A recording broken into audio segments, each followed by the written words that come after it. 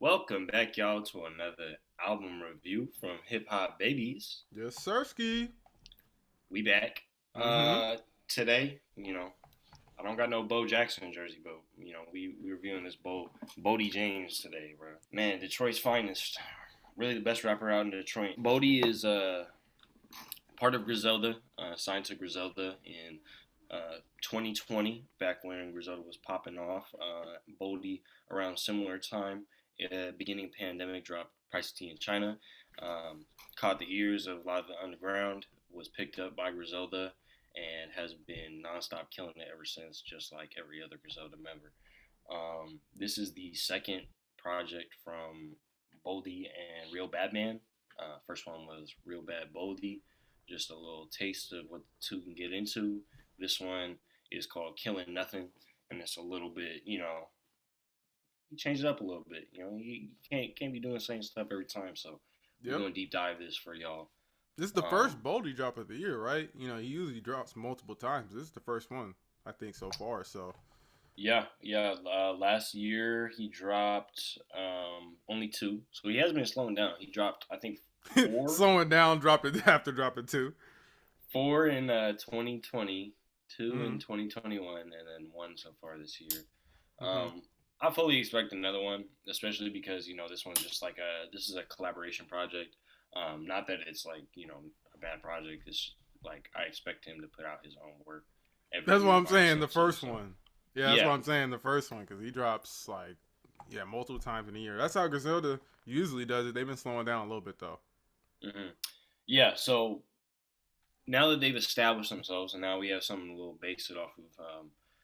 This first album, Real Bad Boldy, if you guys remember, if you watched us back in 2020, it was in my, I think, seventh slot of my top 10. Mm-hmm. So, that speaks for how much I'm going to speak highly of this Yeah, that shit album. was fire. Yeah, and that one was a 10 tracks. This one, I think, is a little bit longer with 13.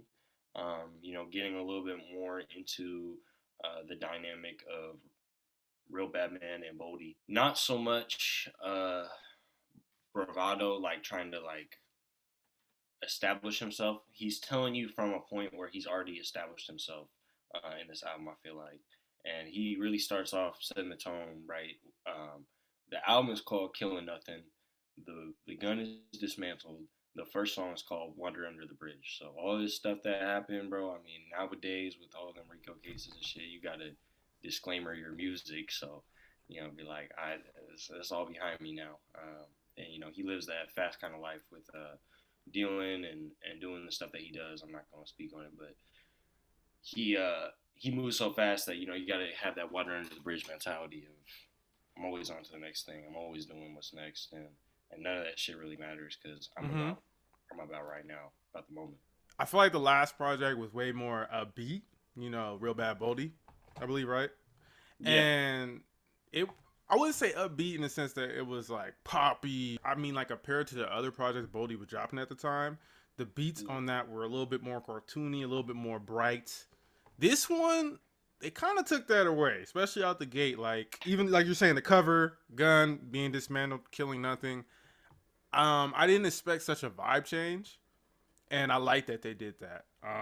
Yeah, like with water under the bridge, you got to move on for everything. Everything you done wrong, everybody you done hurt, you done robbed, you done did everything. That's water under the bridge. You got to move on from it because Boldy is growing. Boldy is continuing to make music, and all that shit he did in the past, you got to move on from. Even if it comes back to bite you, sometimes you got to find a way to keep moving on and not let it get to you. You know? Mm-hmm. That's basically I feel like what this is like him just telling all this stuff about like back in the day because you can't speak on nothing that's happening now because you don't want to get caught up, right? So all this stuff is really water under the bridge, and I really do like the tone change too because it's like when you detail different parts of your life and stuff. Like we're not talking about Boldy right now, we're talking about Boldy in the past, making it darker, bringing in heavy bass lines, stuff like that. Really helps set the tone for the type of shit that's going on in this project. Like Yeah, because he's telling a lot th- of stories. he I mean, is. as usual, Baldy's one of the better storytellers in the game, and I think on this album he does that a lot. Like we said, we're going into the past. I feel like with I think Major on McNichols, he was doing that a lot storytelling. I feel like he tapped into that on this project because a Hmm. lot of it kind of not beat wise because I feel like that project was really jazzy. This one, it was hard. So it was like he was telling grim stories, but it wasn't over like jazzy ones on that one. It was like it was hard. It was what I kind of usually expect from Boldy, but it had that bad man twist to it because he still finds ways to sneak his little references, his cartoony shit in there, but it's more in Boldy's world. While I feel like the other one was more in Batman's world, and Boldy was along for the ride. I feel like this one they flipped it, and I think that was needed. You know, when you do a collab project with the producer, you don't want to do it um, and have it sound exactly like the last one. You know, we've seen it with all these recent ones, even great rap groups. You gotta find a way to switch it up, and I feel like they did that perfectly. Boldy can really get in his bag, but not too many times do like producers bring it out of him. I've heard Alk brings it out of him. Real Bad Man brings it out of him. It's like it's not too many. It's a very short list, bro. Tried with Jay Versace, or at least like with him executive producing, and Mm, that was hit or miss. I like that album, but it wasn't as smooth as the other ones. mm. Major, I mean Nichols was cool too. I think that it was one of my favorites of that year actually, but it's cool to see that he knows where he fits in, and he knows like if I build a repertoire or I build a catalog with these producers, they're gonna have me over what sounds great. Like Game Time, that beat, perfect hook, and yeah, like he's really good with hooks. I don't know what it is about Bodie. Maybe it's the laid back flow, but for me, the hooks usually work. Like it's the way he says it. He always finds a way to make it catchy and flow.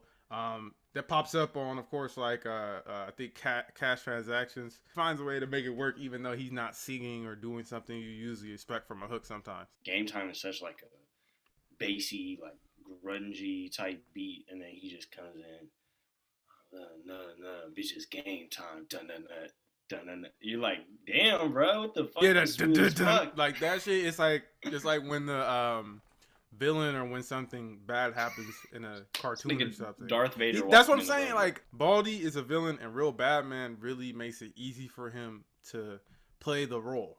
He Mm-hmm. perfectly sets him up with the beats, the sounds he uses, like some of the sounds that pop up in the background. It sounds like people like are fighting or like tussling or like arguing.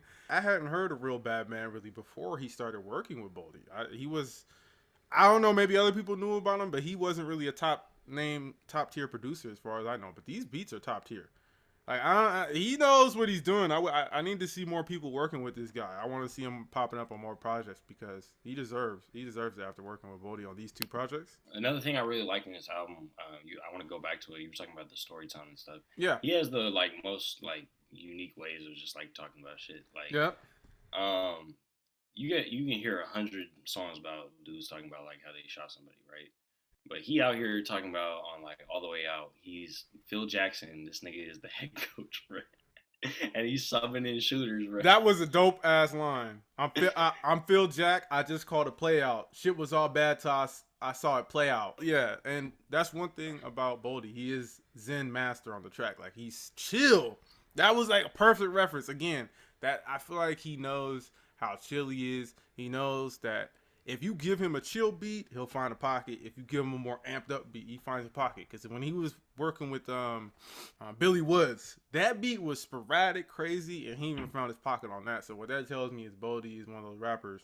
He could find his pocket on any beat. I think Badman, you got to find a pocket in these beats. And even some of Mm. the features, as we get into the album, they find their pocket. But I feel like, I had to figure out how they were going to find their pocket. It wasn't like I saw it set up already. Like sometimes when Rome Mm-hmm. Streets or Stove God pop up. Into that song right now, Open Door.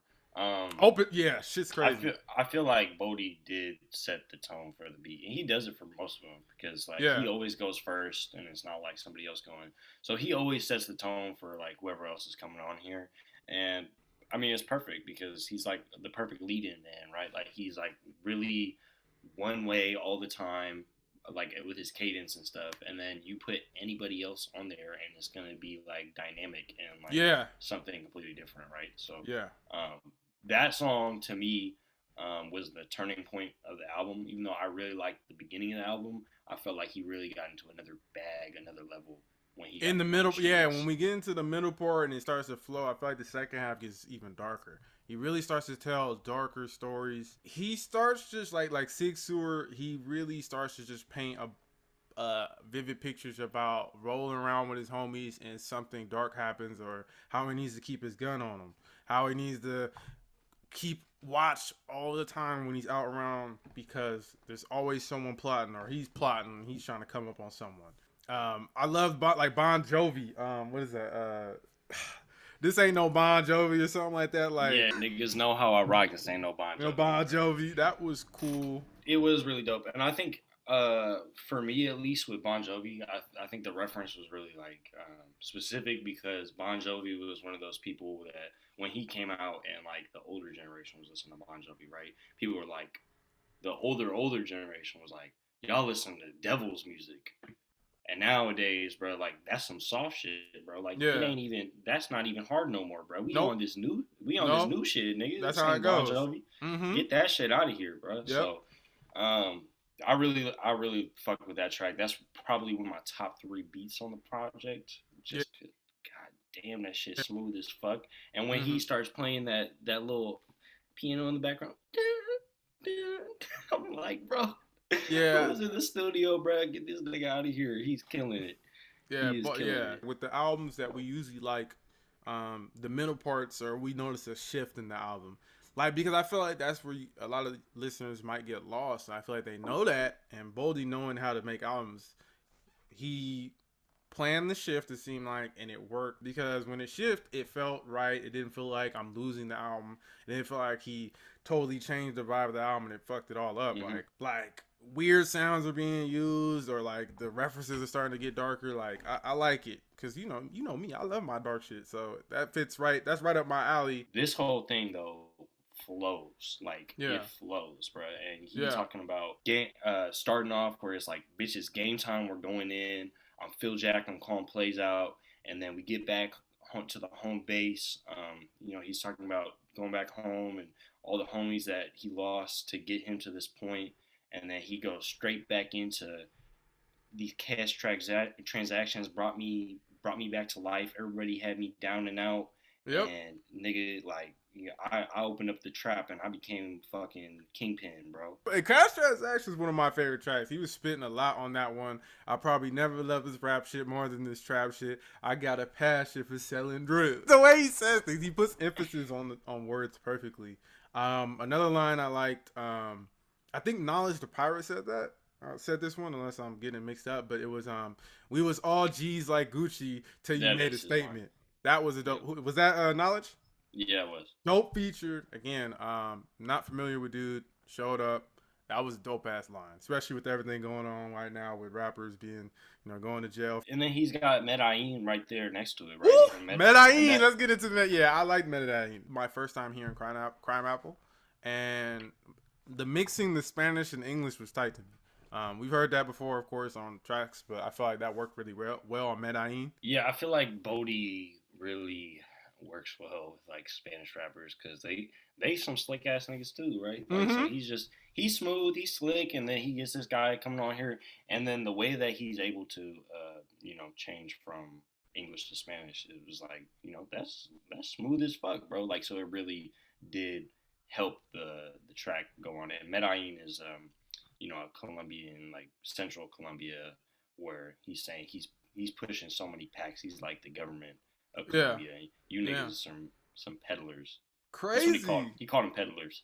Crazy.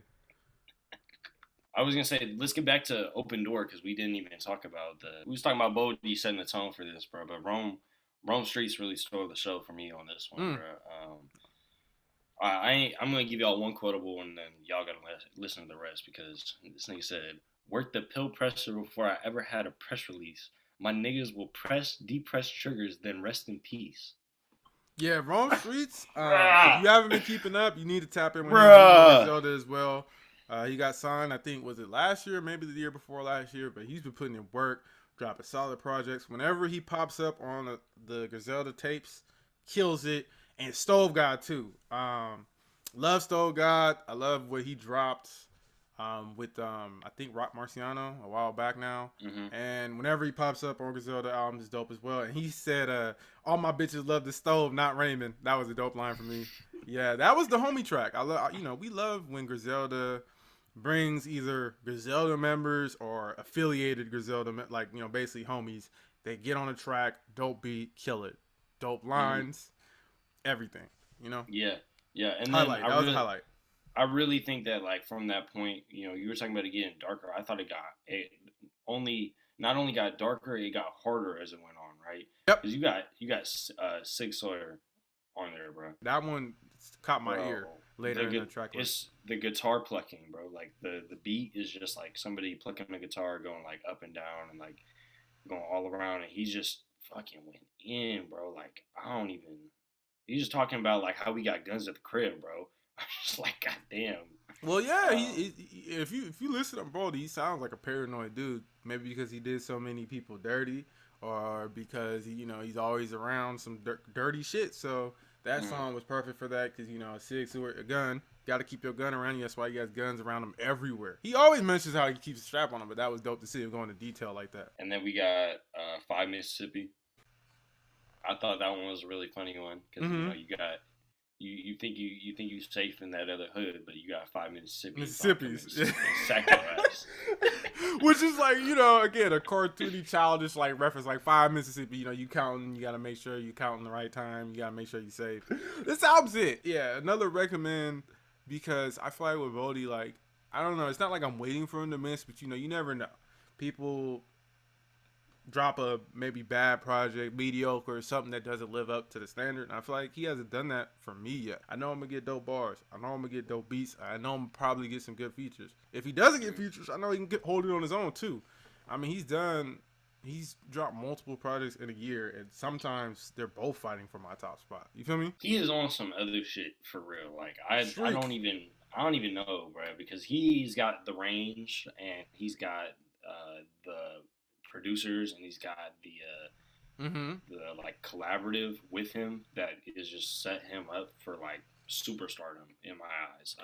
Not like numbers wise, but like he's gonna be like an underground legend at by the time he hangs up his cleats, right? Yeah. So If I had to name my top three favorite tracks, Game Time, Open Door, and Cash Transactions. I love those tracks. Medellin is fighting for that third slot, but those are my top two.